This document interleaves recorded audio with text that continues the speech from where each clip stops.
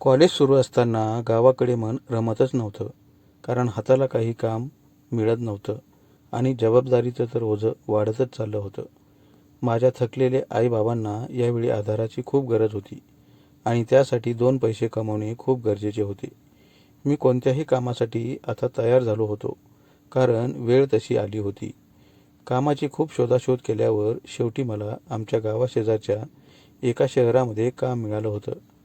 तिथे एका बंगल्यात मी घरगडी म्हणून काम करणार होतो. माझ्या मित्राचे काका काही वर्षापूर्वी निधन पावले होते. यामुळे काकू त्या बंगल्यात एकट्याच राहत होत्या.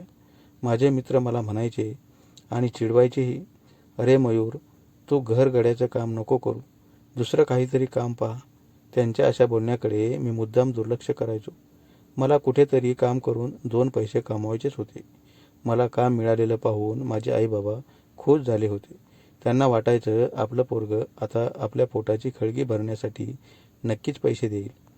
ही त्यांची इच्छा मलाही पूर्ण करायची होती. म्हणून मी कामासाठी त्या बंगल्यात आलो होतो. तो खूप मोठा आणि टुमदार असा बंगला होता. एवढा मोठा बंगला मी माझ्या आयुष्यात कधीच पाहिला नव्हता. एवढा मोठा बंगला पाहिल्यावर मी विचार केला, या बंगल्याच्या मालकीण एकट्याच कसं काय राहत असतील? पण हा प्रश्न मी त्यांना काही दिवसांनी विचारणार होतो. त्या बंगल्यात मला बरीच कामं असायची. ती कामं झाली की बाहेरच्या बागेमध्ये सर्व झाडांची काळजी मलाच घ्यावी लागायची. बंगल्याची मालकीण खूपच तरुण होती. तरुणपणातच तिचा नवरा तिला सोडून गेला होता.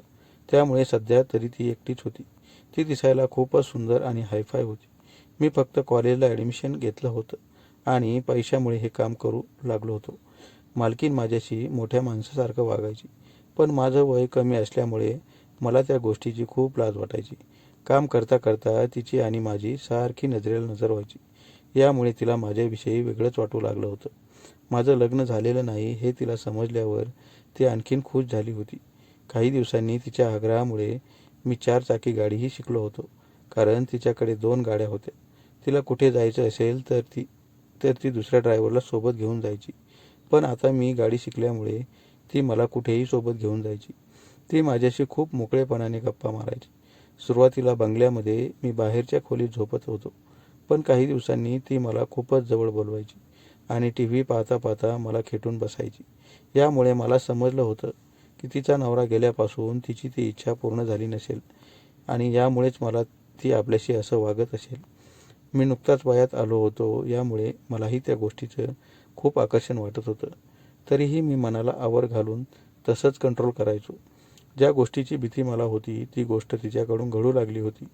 यामुळे बाहेरची कामं सोडून मला जास्त लक्ष द्यावं लागायचं. ती मला सारखं म्हणायची, "मयूर, हवं तर तुला पगार वाढवून घे, पण मी सांगितलेली सर्व कामं वेळेवर करत जा." यामुळे मला या वयात बाहेरची कामं आणि घरातली कामं करावी लागायची. काही दिवसांनी ती कामात एवढी रमली होती की दिवसा आणि रात्रीही.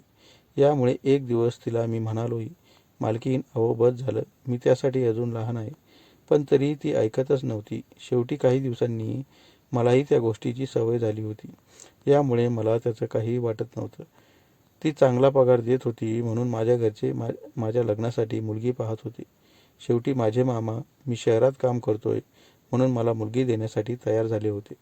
पण मी त्यांचा गैरसमज व्हायला नको म्हणून मी त्यांना करत असलेल्या कामाविषयी स्पष्टपणे सांगितलं होतं. ते खेडेगावातीलच असल्यामुळे त्यांना वाटायचं, पैसे तर मिळतात ना, मग काय हरकत आहे बंगल्यात काम केलं तर. असं म्हणून माझं त्यांनी त्यांच्या मुलीबरोबर लग्न लावायचं ठरवलं होतं. मालकीणीला हे सांगितल्यावर ती मला म्हणाली, "तुला एवढं सगळं मिळतंय तरी काय गरज होती आता लग्न करण्याची?" शेवटी माझ्या घरचे घाई करू लागल्यामुळे मी तो बंगला सोडून गावाकडे आलो. तेव्हा माझी त्या मालकिणीच्या तावडीतून निदान काही दिवसासाठी तरी सुट्टी झाली.